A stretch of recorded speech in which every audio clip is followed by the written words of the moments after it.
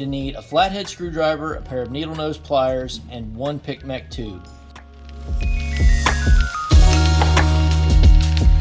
The first thing that we're going to do is we're going to remove the cover of the P.I.C by pulling out around the stops on the other side and rotating the cover forward until it's fully removed.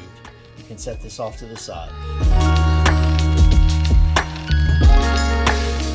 Next, we're going to remove and adjust your P.I.C adjuster to the new longer one to accommodate our new bits tubes. These may not all be the same color. The one that you may have received may actually be a different color.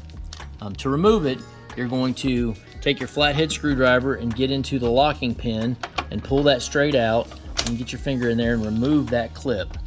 Next, we're going to remove the actual P.I.C adjuster from the P.I.C itself. Get in there.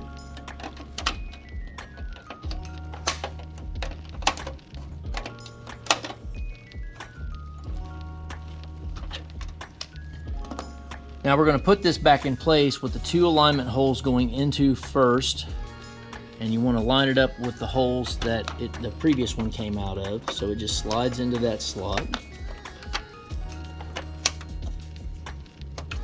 Put my screwdriver in there and pull that up just to get those holes aligned properly.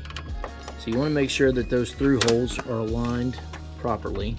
Then you're going to take your clip, put your clip into those two holes, and firmly press in until it's seated completely.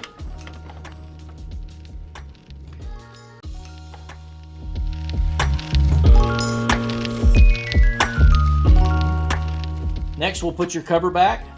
So your cover will go over the handle first. You'll open the bottom and you'll seat the front corners first, making sure that the cover is open so that it seats over the tabs on the bottom first and then seats in the top. Once everything's snapped together, you should be back in business.